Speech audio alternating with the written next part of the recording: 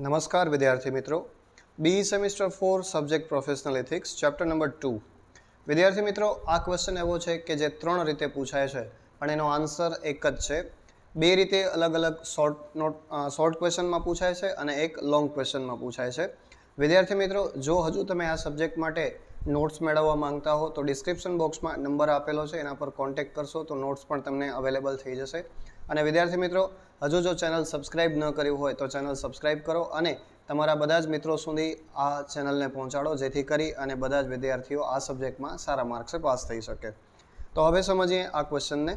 Vote do you mean by unethical behaviour? Unethical behaviour, અનૈતિક વર્તન છે એ શું છે એનો અર્થ આપવાનો છે.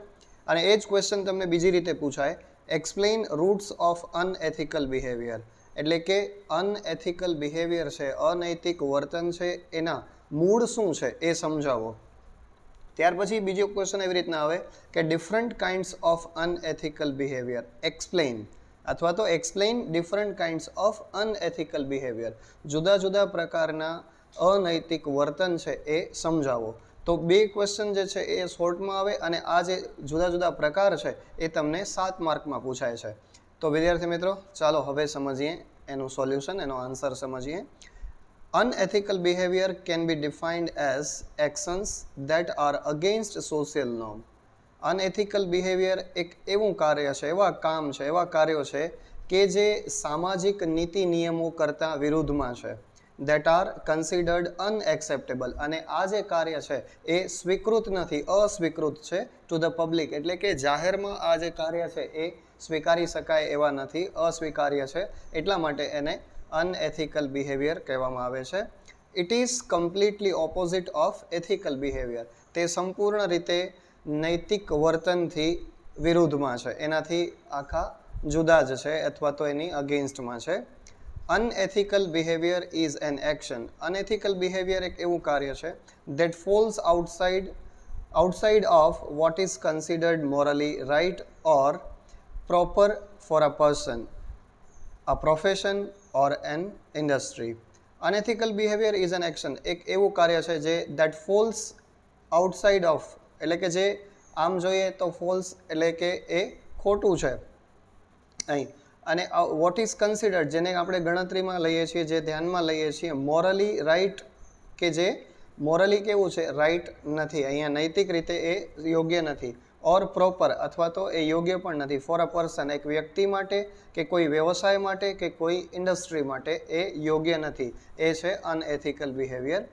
દેર are certain roots or factors, એવા કેટલાક ચોક્કસ પરિબળો કે એવા કેટલાક મૂળ છે that make the employees think and act in an ethical ways such as, કેટલાક એવા લક્ષણો છે, કેટલાક એવા પરિબળો છે કે જે વ્યક્તિ, જે અહીં કર્મચારીઓ છે એ વિચારે છે અને એ ખોટી રીતે, અનૈતિક રીતે એવા કેટલાક કાર્યો કરે છે કંપનીની અંદર. તો એવા કયા કયા કાર્યો છે એ આપણે જોઈએ.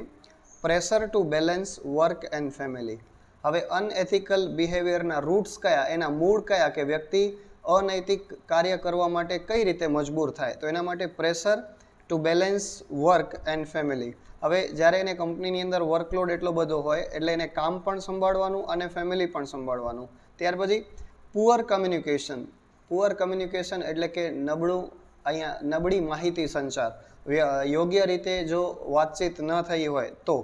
પુઅર લીડરશિપ, નબળી નેતાગીરી. ત્યાર પછી લોંગ વર્ક આવર્સ, કામનો સમયગાળો છે એ બહુ જ લાંબો હોય તો.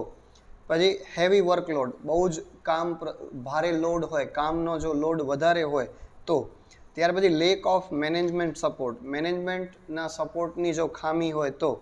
ત્યાર પછી pressure to meet sales or profit goals, અને કંપનીની અંદર કર્મચારી કામ કરતા હોય તો એમને વેચાણ ઉપર એમને દબાણ મૂકવામાં આવે કે તમારે આટલી વસ્તુઓ વેચી દેવાની છે, અને એને યોગ્ય રીતે એવી રીતે કે પ્રોફિટનો ગોલ આપી દેવામાં આવે કે તમે આટલા પર્સન્ટેજ માલ વેચશો તો તમને આટલું પ્રોફિટ મળશે એવું, અથવા ઇન્સેન્ટિવ મળશે કે સેલેરી તમારી વધશે, એવું બધું. ત્યાર પછી કંપની પોલિટિક્સ, કંપનીની અંદર ઘણી વખત રાજકીય કાવા દાવાઓ ચાલતા હોય એ બધું. ત્યાર પછી પર્સનલ ફાઇનાન્શિયલ વરીઝ, વ્યક્તિગત રીતે નાણાકીય કોઈ તકલીફ હોય તો. અને છેલ્લો પોઈન્ટ છે little or no achievement etcetera. Achievement અહીંયા એમને સિદ્ધિ મળે છે, કામની અંદર એમને કોઈ એવી સિદ્ધિ મળે અથવા તો ન પણ મળે એવું થતું હોય ત્યારે વ્યક્તિ છે એ અનએથિકલ એટલે કે અનૈતિક કોઈ એવું કાર્ય કરવા માટે પ્રેરાતો હોય છે. હવે વિદ્યાર્થી મિત્રો, જો તમને અહીં લોંગ ક્વેશ્ચન પૂછાય ત્યારે તમને એના પ્રકાર લખવાના હોય છે, અનએથિકલ બિહેવિયરના પ્રકાર લખવાના. તો examples of unethical behaviour in work place. Misusing company time. ઘણી વખત કર્મચારીઓ છે એ કંપનીના સમયનો ખોટો ઉપયોગ કરતા હોય. This is common unethical behaviour. આ એક સામાન્ય અનએથિકલ બિહેવિયર છે દેટ મેની બિઝનેસીસ ફેસ. અને ઘણા બધા વ્યવસાયની અંદર આ મિસયુઝિંગ ઓફ ટાઈમનો સામનો કરવો પડતો હોય છે. Many employees misuse company time in a variety of ways. જુદા જુદી રીતે કંપનીનો સમય કર્મચારીઓ બગાડતા હોય છે. Such as surfing the internet during business hours. ઘણી વખત બિઝનેસના સમય દરમિયાન, ધંધાના સમય દરમિયાન ઇન્ટરનેટનો ઉપયોગ કરતા હોય છે. Taking extended breaks etcetera. જેમ કે બ્રેક છે, એમને જે સમય મળ્યો હોય છે, વિશ્રાંતિનો સમય હોય, બ્રેક ટાઈમ મળ્યું હોય, એ બ્રેક ટાઈમ છે એને લંબાવી દેતા હોય છે, તો એ પણ મિસયુઝિંગમાં આવે. ત્યાર પછી સેકન્ડ પોઈન્ટ છે લાઇંગ. લાઇંગ એટલે અહીં ખોટું બોલવું. The biggest way to break trust. Lying to your employees એટલે કે તમારા કર્મચારીઓ સાથે ખોટું કરવું અથવા તો ગ્રાહકો સાથે ખોટું કરવું એ સૌથી મોટો વિશ્વાસઘાત છે અને સૌથી મોટો એ વિશ્વાસ આપણે તોડતા હોઈએ છીએ. Trust is the best source of dedication and loyalty that any business has.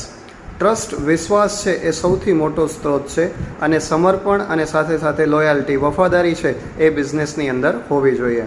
Once the trust is broken. એક વખત જો વિશ્વાસ તૂટી જાય, ઇટ ઇઝ એક્સ્ટ્રીમલી ડિફિકલ્ટ. તો એ ખૂબ જ અત્યંત મુશ્કેલ છે એ વિશ્વાસને ફરીથી પાછો મેળવવો, to get it back.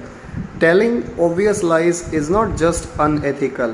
Telling obvious lies એટલે આપણે જે સુનિશ્ચિતપણે ખોટું બોલીએ છીએ એ માત્ર અનૈતિક નથી. It will drive people away from your business. તે છે એ લોકોને તમારા બિઝનેસથી, લોકો છે એ તમારા બિઝનેસથી દૂર થઈ જાય છે. ત્યાર પછીનો third point, abusive behaviour. Abusive behaviour એટલે કે ખરાબ વર્તન. Too many work places are filled with leaders. ઘણા બધા એવા કાર્યક્ષેત્ર હોય છે કે જ્યાં લીડર્સ જોવા મળે છે. હુ યુઝ ધેર પોઝિશન, કે જેઓ પોતાની પોઝિશનનો ઉપયોગ કરતા હોય, એન્ડ પાવર, અને સત્તાનો ઉપયોગ કરતા હોય, ટુ મિસટ્રીટ અધર્સ. બીજા લોકોને ખોટી રીતે દોરવણી કરતા હોય છે. There is often little or no legal protection. ત્યારે એવું કોઈ લીગલ એટલે કે કાયદાકીય એવું રક્ષણ હોતું નથી against abusive behaviour in the work place. એટલે કે એબ્યુઝિવ બિહેવિયર જે છે એની અગેન્સ્ટમાં, એના વિરુદ્ધમાં કોઈ એવું આપણે કાયદાકીય પગલું ભરી શકતા નથી. એબ્યુઝિવ બિહેવિયર ઇઝ અનએથિકલ. અને આ જે એબ્યુઝિવ બિહેવિયર છે, ખરાબ વર્તન છે, એ અનૈતિક છે. ત્યાર પછીનો નેક્સ્ટ પોઈન્ટ છે એમ્પ્લોયી થેફ્ટ. અહીં એમ્પ્લોયી થેફ્ટ એટલે કે એમ્પ્લોયી સાથે ઘણી વખત એવો અન્યાય થતો હોય, એમની સાથે ક્યાંક ચોરી થતી હોય. Whether it is check tampering, not recording sales in order to skim. હવે ઘણી વખત એવું થતું હોય કે અહીં રેકોર્ડ એની નોંધ ન થતી હોય કે સેલ્સ જે વેચાણ થયું હોય ઇન ઓર્ડર ટુ સ્કીમ પ્રમાણે કોઈ વેચાણ થયું હોય એની નોંધ ન થઈ હોય. ઓર મેનિપ્યુલેટિંગ એક્સપેન્સીસ, અને ખોટી રીતે ખર્ચ કરવામાં આવતા હોય. મેનિપ્યુલેટિંગ એક્સપેન્સ રીઇમ્બર્સમેન્ટ એટલે કે ઘણી વખત કર્મચારીઓને કંઈક બોનસ આપવામાં આવતું હોય અથવા તો એમને કંઈક બીજી વળતર આપવામાં આવતી હોય. Employee theft is a crime and unethical. આ રીતે એમ્પ્લોયી થેફ્ટ જે છે કે કર્મચારી સાથે જે ચોરી અથવા તો કર્મચારી સાથે જે અન્યાય છે એ પણ એક ગુનો છે અને એ અનૈતિક છે. ત્યાર પછીનો હવે લાસ્ટ પોઈન્ટ છે વાયોલેટિંગ કંપની ઇન્ટરનેટ પોલિસીસ. કંપનીની જે ઇન્ટરનેટની પોલિસી છે, ઇન્ટરનેટની જે નીતિ છે એને બગાડવામાં આવતી હોય, એનો દુરુપયોગ કરવામાં આવતો હોય. This is a huge $multi-billion problem four companies. Company માટે આ સૌથી મોટો પ્રોબ્લેમ છે અને દરેક કંપનીની અંદર મોટા ભાગે આ સમસ્યા જોવા મળતી હોય છે. Who would have thought that checking your Facebook or Twitter account is becoming an ethical issue. It is violating company internet policies is unethical, such as cyber lackers and cyber loafers. Cyber lackers and cyber લોફર્સનો સમાવેશ આમાં થતો હોય છે.